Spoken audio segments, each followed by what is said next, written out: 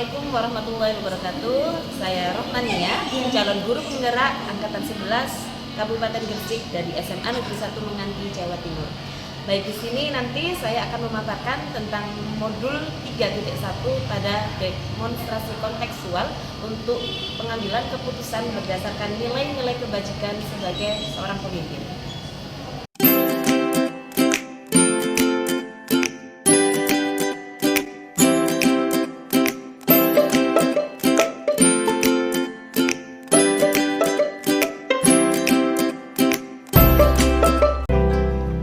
Memang dalam bekerja kita akan berhadapan dengan kasus-kasus di mana kasus-kasus tersebut itu berhubungan dengan dilema etika atau bujukan moral. Kita harus bisa memilah mana yang termasuk dilema etika dan mana yang termasuk bujukan moral. Tentunya diawali dengan kita harus mengetahui secara menyeluruh latar belakang dan informasi sebanyak-banyaknya tentang kasus tersebut. Selanjutnya kita harus mencari alternatif yang bisa kita ambil, dan biasanya di sini akan muncul pertentangan. Dua alternatif itu bisa kedua-duanya sama-sama benar, atau yang satu benar dan yang satu salah. Kita juga harus jeli untuk memilah-milah hal tersebut. Untuk selanjutnya kita juga harus melibatkan siapa saja yang terkait dengan situasi tersebut. Bisa itu guru, wali kelas, guru BK, wakil kepala sekolah, wali murid, orang tua, siswa, ataupun masyarakat yang ada di sekitar sekolah, masyarakat luar sekolah. Alternatif yang sudah kita pilih itu nanti bisa kita jadikan bahan untuk pembahasan bersama. Apakah alternatif itu sama-sama benar atau ada yang satu benar dan ada yang salah. Kalau bahasa lainnya ya harus kita uji bersama alternatif tersebut. Pilihan tersebut baik secara aturan atau secara melihat hasil akhirnya nanti bagaimana yang kita harapkan, atau ada rasa kepedulian kita dengan permasalahan tersebut. Untuk selanjutnya kita juga harus bisa berada di posisi andaikan kita jadi orang lain. Yang bisa kita lakukan untuk tahap berikutnya, kita akan mencari alternatif solusi lain yang bisa kita jadikan pilihan selain alternatif yang sudah ada di awal tadi itu. Dan pada akhirnya kita harus ngambil sebuah keputusan, kemudian keputusan itu kita laksanakan dan juga bisa kita jadikan acuan untuk kasus-kasus yang lainnya. Dan yang tidak kalah penting, nanti kita juga harus melakukan refleksi dari apa yang sudah kita putuskan tersebut. Untuk mengambil keputusan yang berkaitan dengan kasus-kasus di mana ada dua kepentingan yang sama-sama benar atau sama-sama mengandung nilai kebajikan, yang biasanya saya lakukan itu berkoordinasi dengan pihak-pihak yang terkait, ya. Kemudian kita ambil salah satu dari dua alternatif pilihan, atau kadang juga tidak kita ambil dari dua itu, tapi kita cari solusi yang lainnya, ya, sehingga dari solusi yang lainnya itu bisa kita jadikan penyelesaian dari masalah tersebut. Kemudian keputusan yang kita ambil itu juga kita harus mempertimbangkan baik itu dari hasil akhirnya nanti bagaimana endingnya itu, juga apakah itu bertentangan dengan aturan atau tidak, ataukah sudah memenuhi rasa kepedulian untuk pengambilan keputusan itu. Selain itu juga kita juga harus mempertimbangkan apakah itu hanya menguntungkan individu saja atau menguntungkan kelompok tertentu, atau berguna dan tidaknya dalam waktu jangka yang pendek, atau berguna dan tidaknya nanti dalam jangka waktu yang panjang. Jadi itu juga jadi bahan pertimbangan guna waktu juga kita perhitungkan untuk menentukan, termasuk ini juga, ya, ini keputusan nanti kita itu sudah memenuhi rasa keadilan dan tidak, itu juga bagian yang juga jadi bagian dari pertimbangan untuk pengambilan keputusan. Langkah atau prosedur yang biasa saya lakukan itu seperti tadi di awal sudah saya katakan,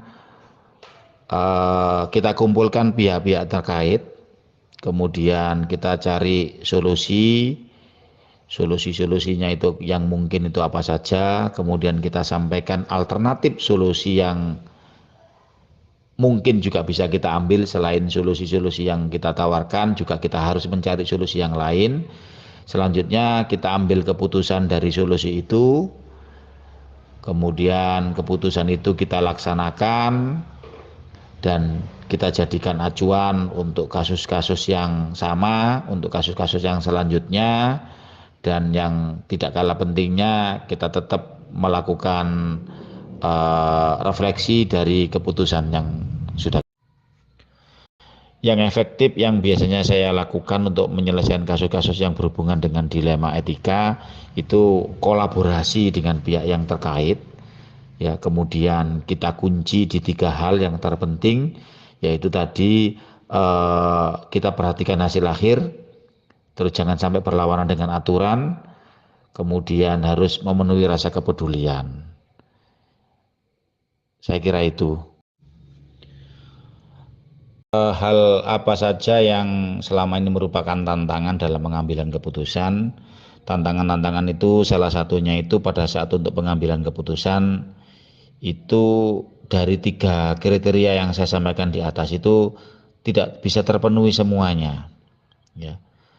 Kadang misalkan ya untuk waktu cocok atau baik untuk sekarang, tapi jangka panjangnya nggak baik, atau sebaliknya mungkin yang sekarang tidak baik tapi jangka panjangnya baik. Itu juga bagian dari tantangan, kita harus betul-betul memilih yang tepat, ya. Kemudian ini juga kadang-kadang kita harus adil, tapi di sisi lain ada rasa perasaan tidak tega kalau itu harus kita lakukan.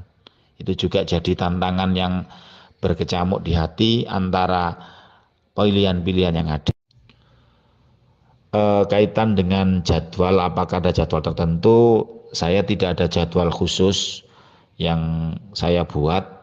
Semua itu bergantung dari situasi dan kondisi, tergantung dari permasalahan yang ada. Kalau memang permasalahan itu butuh cepat harus kita selesaikan di tempat, ya kita selesaikan di tempat, ya, dengan tetap memperhatikan aspek-aspek yang 3 saya sampaikan di awal, termasuk tetap kita adakan kolaborasi. Kalau memang permasalahan itu butuh waktu yang butuh pihak-pihak lain yang harus kita kumpulkan, ya kita kumpulkan, kita gali informasi sebanyak-banyaknya, kemudian kita cari alternatif-alternatif seperti tahap-tahap awal yang sudah saya sampaikan di awal. Yang faktor-faktor yang mudah, ya, yang mempermudah selama ini yang saya alami, yaitu saya bisa untuk mengambil keputusan yang terkait dengan kasus-kasus yang dilema etika itu mudahnya biasanya saya khususnya itu gampang, ya, mudah dan gampang berkoordinasi dengan pelibatan pihak yang terkait, baik guru, wakil kepala sekolah, guru BK. Insya Allah itu cepat, ya. Kalau kita ajak kegiatan untuk pembahasan itu bisa tidak ada kendala dan cepat sekali teman-teman menyikapi hal yang itu. Dan biasanya itu dari pengalaman yang sudah saya lakukan itu bagian-bagian yang merupakan faktor yang mempermudah saya. Jadi kalau saya butuh informasi apa, biasanya Bapak Ibu guru BK, wakil kepala sekolah itu sudah memiliki informasi-informasi sehingga penyelesaian kita itu bisa lebih cepat dan lebih tepat untuk penyelesaiannya. Pembelajaran yang dapat saya petik dari pengalaman pengambilan keputusan dilema etika itu kita harus banyak menggali informasi dari sebuah permasalahan. Jadi tidak bisa dari satu sudut, tapi kita harus betul-betul banyak informasi yang harus kita gali. Kemudian yang kedua, kita kolaborasi itu penting, ya. Kita tidak bisa berdiri sendiri, ya. Kolaborasi itu penting. Selain informasi, kolaborasi itu 2 hal yang penting. Kemudian keputusan yang kita ambil itu harus betul-betul keputusan yang tepat. Jangan sampai keputusan itu nanti tidak memenuhi rasa keadilan, ya. Terus karena kita itu juga manusia biasa, apa yang sudah kita putuskan kita tetap harus melakukan perbaikan-perbaikan, melakukan refleksi untuk perbaikan-perbaikan untuk pengambilan keputusan yang berikutnya biar lebih tepat lagi.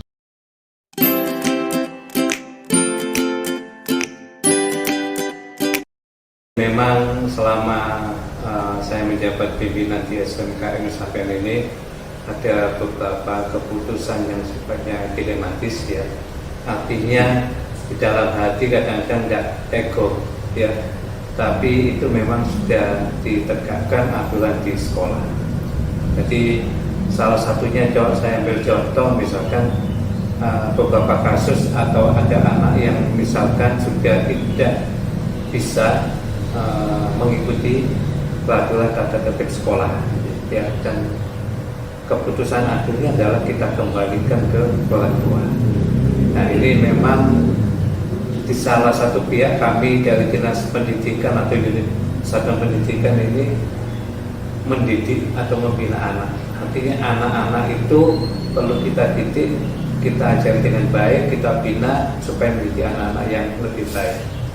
Tetapi di satu pihak kita juga punya peraturan sekolah, tata tertib sekolah. Nah, oleh sebab itu kadang-kadang ada dilema yang itu yang bertentangan. Kadang-kadang di satu pihak kita kepingin merekrut anak itu tetap melanjutkan pendidikan supaya anak itu bisa nanti sampai dengan lulus selesai dari sekolah ini. Tetapi di satu pihak kita juga punya peraturan yang harus juga ditegakkan, sebab untuk istilahnya jangan sampai 1-2 anak ini bisa membuat yang lain mengikuti seperti itu, akhirnya kondisinya mungkin tidak baik bagi lembaga. Jadi salah satunya itu ya yang kadang-kadang kita agak dilematis ya. Di satu pihak kita kepingin anak ini tetap melanjutkan di satu sekolah, tetapi dengan aturan yang sudah berlaku dan sudah melalui tahapan-tahapan yang sudah dilalui, memang artinya kita kembalikan sampai artinya orang tua itu sudah memahami dan memang legowo dengan kondisi buktinya seperti itu. Jadi kita tidak sampai memaksakan. Nah, oleh sebab itu kita punya tahapan, tidak langsung mendadak yang membuat orang tua wali murid kaget. Jadi tahapan-tahapan yang ada di sekolah kita sudah kita ikuti. Jadi memang sudah ada prosesnya. Jadi mulai siswa itu apakah ada bermasalah, kemudian ada poinnya, pemanggilan orang tua, kita melibatkan wali kelas, kita melibatkan guru BK, sampai kita terakhir melibatkan wakasiswaan, dan terakhir dengan kepala sekolah.